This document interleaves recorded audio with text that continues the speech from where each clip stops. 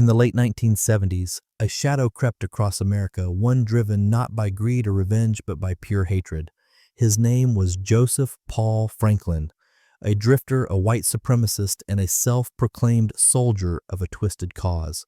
Armed with rifles and poisoned by ideology, he began a reign of terror that would claim more than a dozen lives and leave countless others scarred forever. Franklin didn't choose his victims at random. He stalked them, he watched from rooftops, from tree lines, from across parking lots. His targets were chosen for who they were, not for what they had done.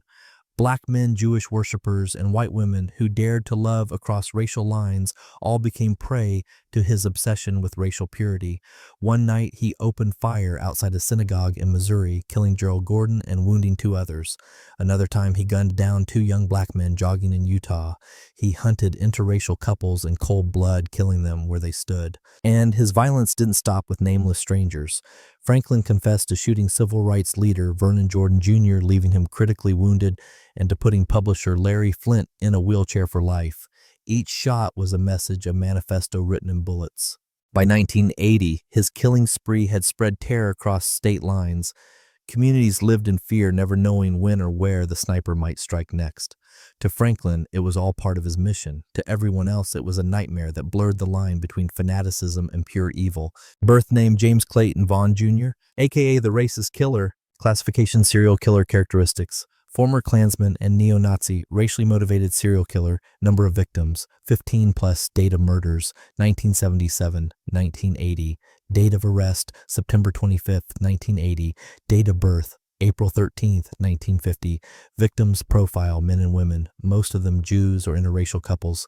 Method of murder: shooting location: Wisconsin, Missouri, Tennessee, Georgia, Virginia, Indiana, Ohio, Pennsylvania, West Virginia, Utah, USA. Status: sentenced to death in Missouri on February 27, 1997. Executed by lethal injection in Missouri on November 20th, 2013. Joseph Paul Franklin, April 13th, 1950. November 20th, 2013, was an American serial killer. He was convicted of several murders and given 6 life sentences as well as a death sentence. He confessed to the attempted murders of 2 prominent men, the magazine publisher Larry Flynt in 1978 and Vernon Jordan Jr., the civil rights activist, in 1980. Both survived their injuries, but Flynt was left permanently paralyzed from the waist down.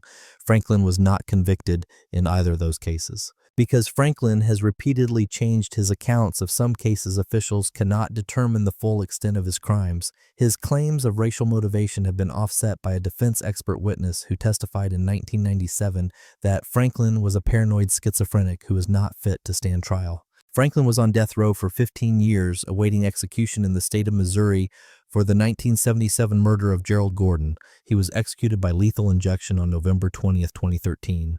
Early life. Franklin was born James Clayton Vaughn in Mobile, Alabama, to a poor family. He suffered severe physical abuse as a child.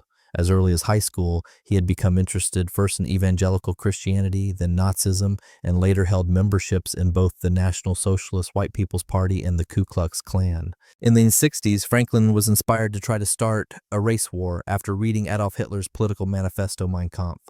"I've never felt that way about any other book that I read," he would reflect later. It was something weird about that book. Crimes. For much of his life, Franklin was a drifter roaming up and down the East Coast, looking for chances to cleanse the world of people he considered inferior, especially blacks and Jews. 1977. July 25th, 1977, at 3:17 a.m., a trunkload of dynamite is detonated outside the home of Jewish pro-Israel lobbyist Morris Amitay and his family. While the home was severely damaged, all occupants escaped except for their 6-month-old beagle. Franklin confessed to the crime years later while in prison. The Many Trials of a Killer. The Mobile Register, October 18th, 1988. July 29th, 1977, Beth Shalom Synagogue in Chattanooga is firebombed. Franklin has confessed to the crime. October 8th, 1977. Franklin hid in long grass behind a telegraph pole at Brith Shalom, a synagogue in Richmond Heights, Missouri, and fired into a group of worshipers with a hunting rifle, killing Gerald Gordon and injuring 2 others. He confessed to this murder in 1995 and 2 years later was tried, convicted, and sentenced to die. 1978. Franklin claimed that on March 6, 1978, he used a .44 caliber rifle to ambush Hustler publisher Larry Flynt and his lawyer Gene Reeves in Lawrenceville, Georgia. In his confession, Franklin said this was in retaliation for an edition of Hustler displaying interracial sex. July 29, 1978. Franklin hid near a Pizza Hut in Chattanooga and shot and killed Bryant Tatum, a black man, with a 12-gauge shotgun. He also shot Tatum's white girlfriend, Nancy Hilton, who survived. Franklin confessed and pleaded guilty, being given a life sentence as well as a sentence for an unrelated armed robbery in 1977. 1979. July 12, 1979, Taco Bell manager Harold McIver, 27, a black man, was fatally shot through a window from 150 yards, 40 meters in Doraville, Georgia. Franklin confessed but was not tried or sentenced for this crime. Franklin said that McIver was in close contact with white women, so he murdered him. 1980. May 29, 1980, Franklin said he shot and seriously wounded civil rights activist and Urban League president Vernon Jordan Jr. after seeing him with a white woman in Fort Wayne, Indiana. Franklin initially denied any part in the crime and was acquitted but later confessed. June 8, 1980, Franklin confessed to killing cousins Darrell Lane, 14, and Dante Evans Brown, 13, in Cincinnati, Ohio. Waiting on an overpass to shoot a racially mixed couple, he shot the boys instead. He was convicted in 1998 and received 2 life sentences for these murders. June 25, 1980, Franklin used a .44 Ruger pistol to kill 2 hitchhikers, Nancy Santomero, 19, and Vicky Durian, 26, in Pocahontas County, West Virginia. He confessed to the crime in 1997 to an Ohio assistant prosecutor. In the course of investigation in another case, he said he picked up the white girls and decided to kill them after one said she had a black boyfriend. Jacob Beard of Florida was convicted and imprisoned in '93 on these charges. He was freed in 1999, and a new trial was ordered based on Franklin's confession. August 20th, 1980, Franklin killed 2 black men, Ted Fields and David Martin, near Liberty Park, located in Salt Lake City, Utah. He was tried on federal civil rights charges as well as state first-degree murder charges, conviction, and imprisonment. Franklin tried to escape during the judgment of the 1997 Missouri trial on charges of murdering Gerald Gordon. He was convicted of the murder charge. The psychiatrist Dorothy Otnow Lewis, who had interviewed him at length, testified for the defense that she believed that he was a paranoid schizophrenic and unfit to stand trial. She noted his delusional thinking and a childhood history of severe abuse. In October 2013, Flint called for clemency for Franklin, asserting that a government that forbids killing among its citizens should not be in the business of killing people itself. Franklin was held on death row at the Potosi Correctional Center near Mineral Point, Missouri. In August 2013, the Missouri State Supreme Court announced that Franklin would be executed later that year on November 20th. Missouri Attorney General Chris Koster said in a statement that by setting execution dates, the state high court has taken an important step to see that justice is finally done for the victims and their families. Execution. Franklin's execution was complicated as it took place during a period when various European drug manufacturers refused or objected on moral grounds to having their drugs used in a lethal injection. In response, Missouri announced that it would use for Franklin's execution a new method of lethal injection, which used a single drug provided by an unnamed compounding pharmacy. A day before his execution, U.S. District Judge Nanette Laughley, Jefferson City, granted a stay of execution over concerns raised about the new method of execution. A second stay was granted that evening by U.S. District Judge Carol E. Jackson, St. Louis, based on Franklin's claim that he is mentally incompetent to be executed. An appeals court quickly overturned both stays, and the Supreme Court subsequently rejected final appeals. Franklin was executed at the Eastern Reception Diagnostic and Correctional Center in Bonnie Terre, Missouri on November 20th, 2013. The execution began at 6:07 a.m. CST, and he was pronounced dead at 6:17 a.m. CST. His execution was the first lethal injection in Missouri to use pentobarbital alone instead of the conventional 3-drug cocktail. An Associated Press news agency journalist said that Franklin swallowed hard as 5G of pentobarbital were administered. It took him 10 minutes to be pronounced dead. Racist views renounced. In an interview with the St. Louis Post-Dispatch newspaper published on Monday, November 17, 2013, Franklin said he had renounced his racist views. He said his motivation had been illogical and was partly a consequence of an abusive upbringing. He said he had interacted with black people in prison, adding, "I saw they were people just like us." Representation in other media. William L. Pierce wrote a novel, Hunter, 1989, published under the pseudonym Andrew MacDonald. Pierce, founder of the National Alliance, dedicated the book to Joseph Paul Franklin. Further reading, Mel Ayton, Dark Soul of the South, The Life and Crimes of Racist Killer Joseph Paul Franklin, Potomac Press, Inc., 2011. Missouri executes serial killer who targeted Jews blacks, November 20th, 2013. Joseph Paul Franklin, a white supremacist who targeted blacks and Jews in a cross-country killing spree from 1977 to 1980, was put to death Wednesday in Missouri, the state's first execution in nearly 3 years. Franklin, 63, was executed at the state prison in Bonne Terre for killing Gerald Gordon in a sniper shooting at a suburban St. Louis synagogue in 1977. He was convicted of 7 other murders, but the Missouri case was the only one resulting in a death sentence. Franklin has also admitted to shooting and wounding civil rights leader Vernon Jordan and Hustler magazine publisher Larry Flynt, who has been paralyzed from the waist down since the attack in 1978. Mike O'Connell, a spokesman for the Missouri Department of Corrections, said Franklin was pronounced dead at 6:17 a.m. The execution began more than 6 hours later than intended, and it took just 10 minutes. Franklin declined to make a final statement. Wearing black-rimmed glasses with long hair tucked behind his ears, he swallowed hard as 5 grams of pentobarbital were administered. He breathed heavily a couple of times, then simply stopped breathing. Guards closed the curtains to the viewing area while medical personnel confirmed Franklin was dead. The cowardly and calculated shootings outside a St. Louis area synagogue were part of Joseph Paul Franklin's long record of murders and other acts of extreme violence across the country fueled by religious and racial hate, Governor Jay Nixon said in a statement read to reporters by George Lombardi, director of the Department of Corrections, after the execution. Franklin's lawyer had launched 3 separate appeals, one claiming his life should be spared because he was mentally ill, one claiming faulty jury instruction when he was given the death penalty, and one raising concerns about Missouri's first ever use of the single drug pentobarbital for the execution. But his fate was sealed early Wednesday when the U.S. Supreme Court upheld a federal appeals court ruling that overturned 2 stays granted Tuesday evening by district court judges in Missouri. The rulings lifting the stay were issued without comment. Franklin, a paranoid schizophrenic, was in his mid-20s when he began drifting across the country. He bombed a synagogue in Chattanooga 10 in July 1977. No one was hurt, but soon the killings began. He arrived in the St. Louis area in October 1977 and picked out the Brith Sholem Knesset Israel Synagogue from the Yellow Pages. He fired 5 shots at the parking lot in Richmond Heights after a bar mitzvah on October 8, 1977. One struck and killed Gerald Gordon, a 42-year-old father of 3. Franklin got away. His killing spree continued another 3 years. Several of his victims were interracial couples. He also shot and killed, among others, 2 black children in Cincinnati, 3 female hitchhikers, and a white 15-year-old prostitute with whom he was angry because the girl had sex with black men. He finally stumbled after killing 2 young black men in Salt Lake City in August 1980. He was arrested a month later in Kentucky, briefly escaped, and was captured for good a month after that in Florida. Franklin was convicted of 8 murders, 2 in Madison, Wisconsin, 2 in Cincinnati, 2 in Salt Lake City, 1 in Chattanooga 10, and the 1 in St. Louis County. Years later in federal prison, Franklin admitted to several crimes, including the St. Louis County killing.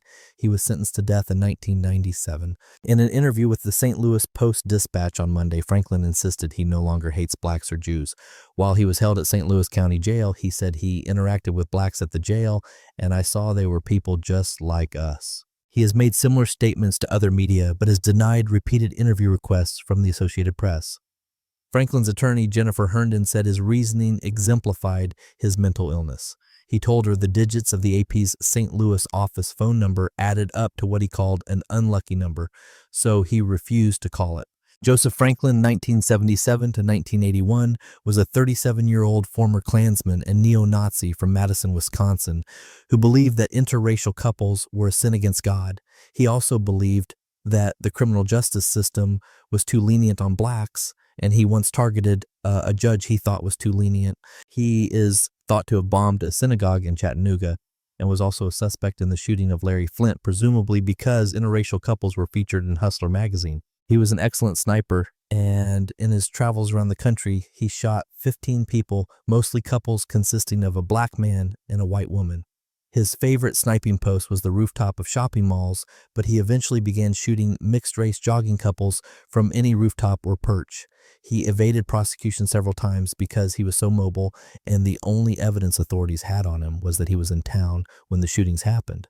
A jury in Utah eventually sentenced him in 1981 to 4 life terms, and other states such as Wisconsin, Oklahoma, Indiana, Ohio, and Florida followed suit in 1986 or considered their cases closed. Joseph Paul Franklin. Born James Clayton Vaughn Jr. in Mobile, Alabama, Franklin was the eldest son of an alcoholic drifter who often abandoned his family for months or years at a stretch. Siblings remember that James Vaughn Sr. would celebrate infrequent homecomings by beating his children with James Jr., absorbing the worst punishment. As a youth, Franklin went in for food fads and fringe religions, dropping out of high school after an accident left him with severely impaired eyesight. The injury was a two-edged sword, exempting Franklin from military conscription, and he married in 1968 at an age when many young men were sweating out the draft lottery, fearful of the war in Vietnam. Soon after their wedding, Franklin's bride noted a change in his personality like night and day. He began to beat her, emulating the father he hated, and on other occasions she would find him inexplicably weeping. Around the same time, their all-white neighborhood was racially integrated, and Franklin began to veer hard right into the realm of pathological bigotry. The next few years were marked by ugly racial incidents and sporadic arrests for carrying concealed weapons. Franklin was increasingly drawn to the American Nazi Party, lapsing into the segregationist movement full-time after Mothers' death in 1972. Moving to Atlanta, he joined the neo-fascist National States Rights Party, simultaneously holding membership in the local Ku Klux Klan. Franklin began insulting interracial couples in public, and on Labor Day 1976, he trailed one such couple to a dead-end street in Atlanta, spraying them with chemical mace. Around this time, Franklin legally changed his name, shedding the last links with his normal life. Federal prosecutors allege, and jurors have agreed, that he spent the years 1970 to 1980 wandering across the South and Midwest, employing 18 pseudonyms, changing cars and weapons, frequently dyeing his hair so often that it came close to falling out. Along the way, he killed some 13 persons in a frenzied one-man war against minorities. According to the FBI, Franklin launched his campaign in the summer of 1977, bombing a Chattanooga synagogue on July 29th. 9 days later, investigators say he shot and killed Alphonse Manning and Tony Schwinn, an interracial couple in Madison, Wisconsin. On October 8th, Gerald Gordon was killed by sniper fire as he left a bar mitzvah in the St. Louis suburb of Richmond Heights. Harold McIver, the black manager of a fast food restaurant in Doraville, Georgia, was working the night shift when a sniper took his life on July 22nd in 1979. 3 months later in Oklahoma City, another interracial couple came under attack from the itinerant gunman. Jesse Taylor was hit 3 times with a high-powered rifle before he expired. A single round through the chest killed Marion Brissett as she ran to the aid of her common-law husband. Franklin struck twice in Indianapolis during January 1980, killing black men with long-distance rifle fire in 2 separate attacks. On May 3rd, he allegedly killed a young white woman, Rebecca Bergstrom, dumping her body near Tama in central Wisconsin. On June 8th, he surfaced in Cincinnati, bagging cousins Darrell Lane and Dante Brown from his sniper's perch on a nearby railroad trestle. A week later, in Johnstown, Pennsylvania, Franklin shotgunned a black couple, Arthur Smothers and Kathleen McCullough, as they crossed a downtown bridge. On August 20th, joggers Ted Fields and David Martin were cut down by rifle fire in Salt Lake City, Utah. Arrested in Kentucky on September 25, 1980, and recaptured a month later after escaping to Florida, Franklin faced a marathon series of state and federal trials with mixed results. In 1982, he was acquitted of federal civil rights charges in the May 1980 shooting that left civil rights leader Vernon Jordan critically injured in Fort Wayne, Indiana. Utah juries found him guilty of murder and civil rights violations. Franklin was serving life on those counts in 1983 when he confessed the 1978 sniping that crippled Hustler magazine publisher Larry Flint in Gwinnett County, Georgia. Franklin was indicted for that crime but never tried since he already faced stiffer penalties in other states. More convictions followed for the Chattanooga bombing, for the double murder in Wisconsin described by prosecutors as the closest thing to killing for sport, for the murder of Gerald Gordon, killed leaving a Clayton, Missouri synagogue in 1977, his first death sentence, for the June 1980 double murder in Cincinnati, for the 1978 murder of William Tatum shot while talking to a white woman outside a Chattanooga restaurant. Other crimes confessed by Franklin without further convictions include the 1980 murder of teenager Nancy Santomero at a peace retreat in West Virginia, the 1980 murders of an interracial couple in Pittsburgh, Pennsylvania, the 1980 murders of an interracial couple in Johnstown, Ohio, and the separate 1979 murders of a white woman and a black man in Decatur, Georgia. Overall, investigators believe Franklin is responsible for at least 18 murders and 5 non-fatal shootings in 11 states, plus 2 bombings and 16 bank robberies. October 22, 1999. Judge Ralph Winkler sentenced serial killer and alleged white supremacist Joseph Paul Franklin to 2 consecutive life sentences for the 1980 Cincinnati murder of 2 black teenagers.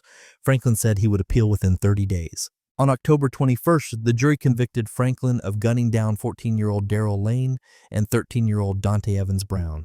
Franklin said he killed the boys because they were black. Immediately after Winkler sentenced him, Franklin said, "You might as well all the other judges have." Franklin is linked to 20 other racially motivated murders in 11 states and has racked up at least 6 other life sentences, as well as 1 death sentence in Missouri. Franklin repeatedly taunted the judge. In response to one outburst, Winkler responded, "I'm looking at the face of evil. You're basically a Hannibal Lecter, but with a rifle." Lecter was the serial killer in the movie Silence of the Lambs. Winkler also disagreed with Franklin's assessment that he should get credit for confessing to the killings. "I helped these people, the prosecution, out. I didn't have to do it," said Franklin. Winkler also expressed disgust at Franklin's attitude throughout the proceedings. The first thing he heard Franklin do in court, said Winkler, was whine. Franklin had accused the county deputies of preying on him and making homosexual advances. Winkler said those and other charges were unfounded. "If there is such a thing as a motion to whine, you would have filed it, Bo," the judge said. Franklin served as co-counsel and presented no case. Co-counsel Dale Schmidt submitted a pretrial motion to suppress a recording of Franklin's detailed confession to Assistant Prosecutor Michelle Powers. "The judge's denial of that motion will be the basis of Franklin's appeal," said Schmidt. "Franklin will argue that Powers led him on in order to get a confession." While no family members spoke at the hearing, written victim impact statements were submitted by Lane's sister and Brown's mother. Winkler called their words heart-wrenching. Winkler also said that justice would be better served if the death penalty could be applied in Franklin's case. Although the death penalty is currently legal in Ohio, it was not at the time of the killings and therefore cannot be applied. Franklin received a stay of execution from Missouri in order to stand trial in Ohio. Lead prosecutor Joseph Dieters asked the judge to order Franklin back to Missouri as soon as possible. October 21st, 1999. The jury delivered a guilty verdict in the trial of serial killer and alleged white supremacist Joseph Paul Franklin. It took less than an hour.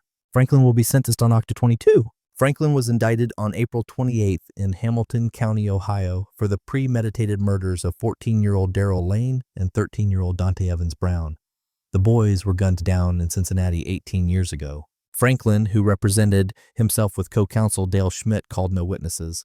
Furthermore, the defense made neither an opening statement nor a closing argument. After the prosecution rested, Schmidt entered an objection to Judge Ralph Winkler's proposed jury instructions and reiterated an objection to the judge's pretrial decision to admit Franklin's confession. Assistant Prosecutor Melissa Powers visited Franklin in a Missouri jail where she recorded his detailed 5-hour confession. The defense alleged Franklin gave her a false confession, an argument Franklin could use in an appeal. In his closing argument, lead prosecutor Joseph Dieters told jury members that even without Franklin's confession, the evidence of guilt was overwhelming. Dieters said that Franklin had confessed to the exact same type of murder to other authorities in other venues. Also, the local police placed Franklin in Cincinnati at the time of the murder. Without his confession to Melissa Powers, he is guilty beyond a reasonable doubt, Dieters said. And with the confession, Dieters said Franklin is guilty beyond all doubt. Dieters acknowledged that some jurors might wonder why prosecutors brought this case.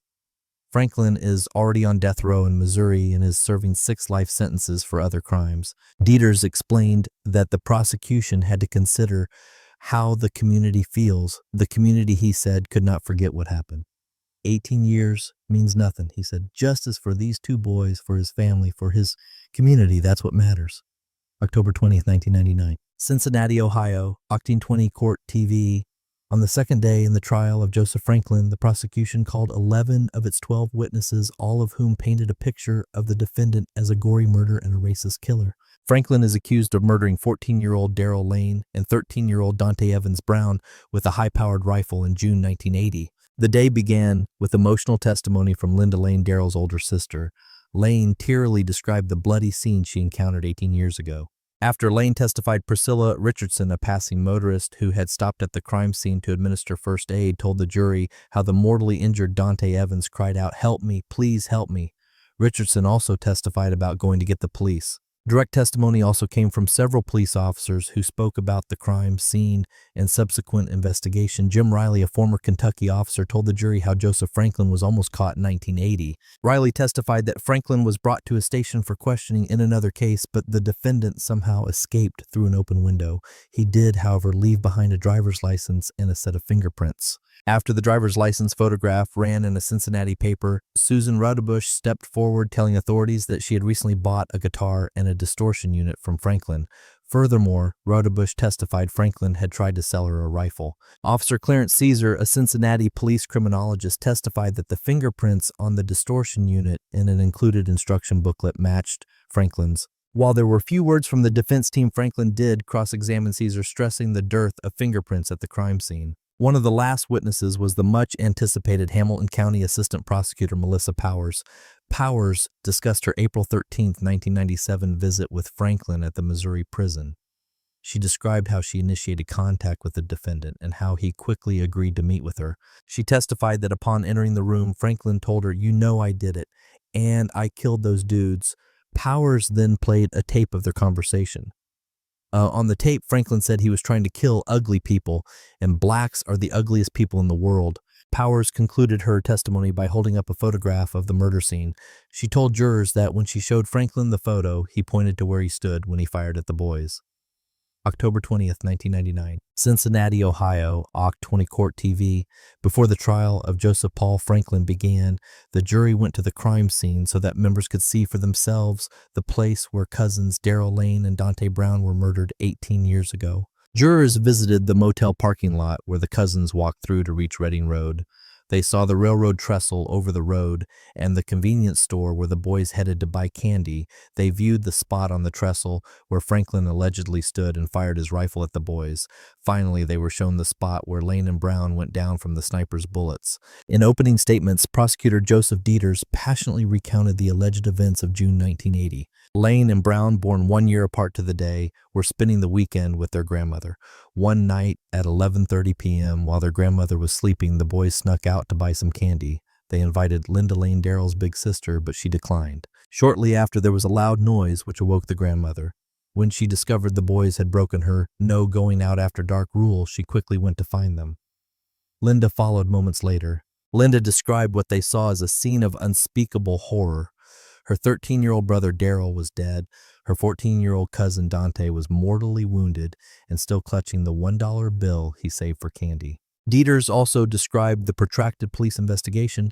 He recounted how the murder weapon was traced back to Franklin through a newspaper advertisement after the suspect apparently tried to get rid of it.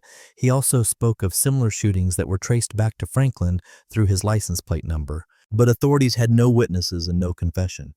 Eventually, the investigation grew cold.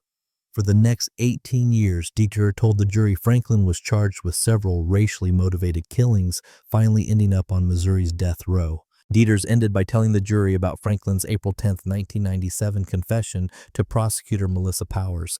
He allegedly told Powers his goal was to cleanse the world by killing blacks. Compiled from a chronology prepared by the Cincinnati Police Department, August 7, 1977, Madison, Wisconsin. Shot and killed a male black and a female white after an altercation in a shopping mall parking lot, both shot with a handgun. Franklin admitted to these homicides February 17, 1984. He was tried, found guilty, and given 2 life sentences in 1985. October 8, 1977, Richmond Heights, Missouri. Shot and killed a male white and wounded 2 others as they were leaving a Jewish synagogue. Shooting was with a .30.06 Remington rifle, which was left at the scene. The shots were fired from a grassy area at the top of the synagogue parking lot. Sniper-type shooting. Franklin admitted this offense and was tried, convicted, and sentenced to death by lethal injection. March 6, 1978. Gwinnett County, Georgia. Shot and wounded hustler publisher Larry Flint and his lawyer Gene Reeves, shooting with sniper style. Shot with a .44 caliber rifle. Flint was shot twice and Reeves once. Both survived. Franklin was indicted but never tried. Franklin has since admitted to these shootings. July 29, 1978, Chattanooga, Tennessee. Shot and killed a male black and wounded a female white companion. Shooting was with a 12-gauge pump shotgun. Shooting occurred in a Pizza Hut parking lot. Both victims were shot once with a 12-gauge pump shotgun. The shooting was sniper style from tall grass off the parking lot. Franklin admitted this offense after contacting investigators from jail and confessed. He was indicted and pled guilty on the eve of his trial to murder. Franklin was sentenced to 2 life sentences, one for the murder and one for an unrelated armed robbery offense that occurred in 1977. July 12, 1979, Doraville, Georgia. Shot and killed a male black manager of Taco Bell. Shooting was sniper style from an area off the rear parking lot. Weapon used was a .30 Savage rifle. Victim shot twice. Franklin admitted this offense to Assistant District Attorney on March 26, 1998. Franklin has been indicted for this murder but has not been tried. December 5, 1979, DeKalb County, Georgia. Shot and killed a 15-year-old female white prostitute, Mercedes Master. Shot with a shotgun at close range. Franklin picked this victim up hitchhiking and actually lived with her for some time before the murder. Franklin has admitted this offense to Assistant District Attorney on March 26, 1998. Franklin has been indicted for murder but has not been tried. August 18, 1979, Falls Church, Virginia. Shot and killed a 27-year-old male black who was seated in a Burger King restaurant. Sniper-type shooting. Victim shot with a .30 rifle. Detective met with Franklin at his request on March 10, 1997. Franklin confessed to this murder on videotape. October 21, 1979, Oklahoma City, Oklahoma. Shot and killed a male black and a female white in a shopping center parking lot. Shooting was sniper style from a distance of 100 yards away. The male subject was struck 3 times and the female subject once.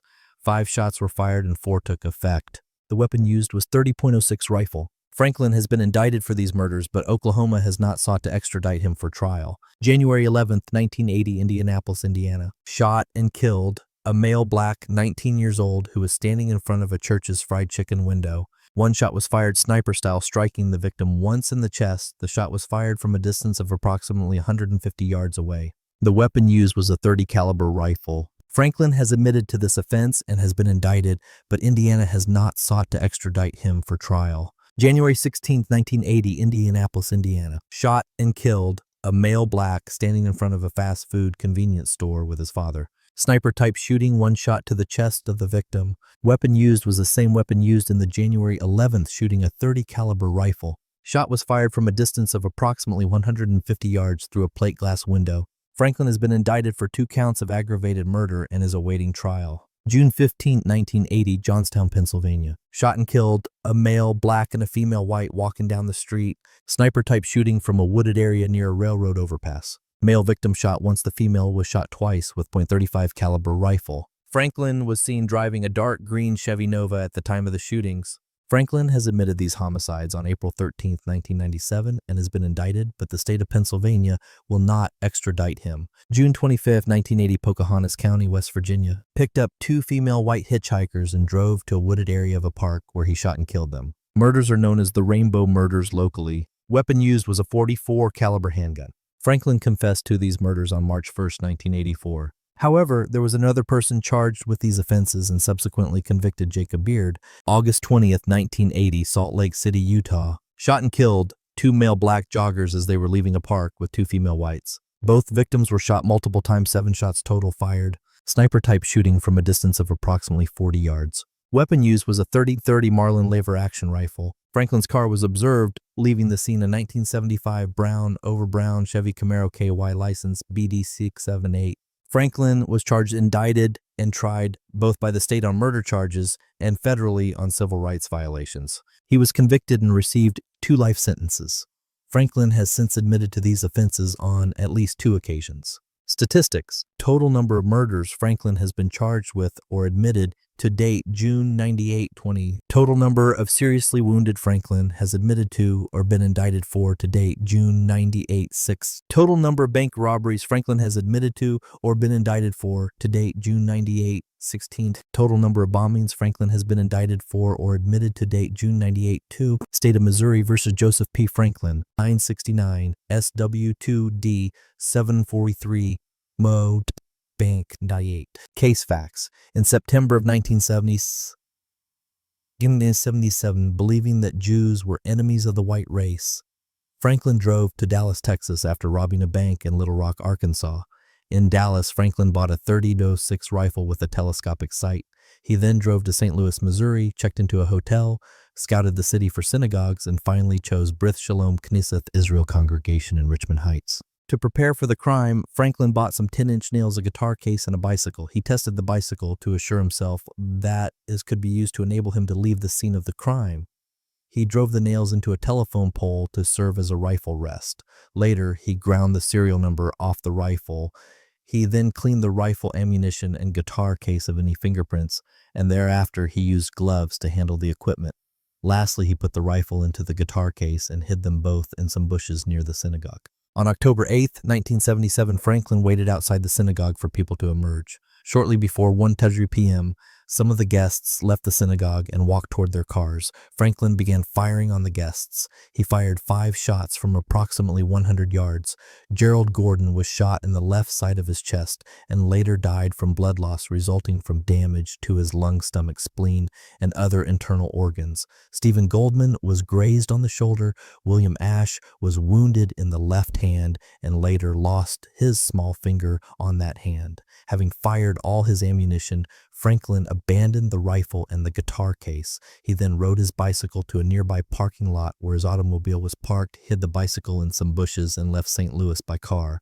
On November 20th, 2013, at 6:17 a.m., Joseph Paul Franklin's life ended inside the execution chamber at Bonne Terre, Missouri. For decades, he had waged a one-man war fueled by hatred, stalking synagogues, hunting interracial couples, and targeting black men with the cold precision of a sniper. In the end, the same state he despised delivered the justice his victims' families had waited more than 30 years to see. But even as the lethal injection flowed through his veins, Franklin never erased the terror he left behind. His shootings were not just murders, they were messages, bullets intended to spread fear across communities, to divide and destroy. He once said he believed he was carrying out a mission of racial purity. Instead, he became a chilling reminder of how ideology left unchecked can twist into violence. For the survivors, like publisher Larry Flint left paralyzed, and Vernon Jordan Jr., who narrowly escaped death, the scars remained long after Franklin was gone. For the families of his victims, the execution closed a chapter, but it could never bring back the lives stolen in the name of hate. Joseph Paul Franklin called himself a soldier. History remembers him for what he truly was, a killer whose war was nothing more than murder.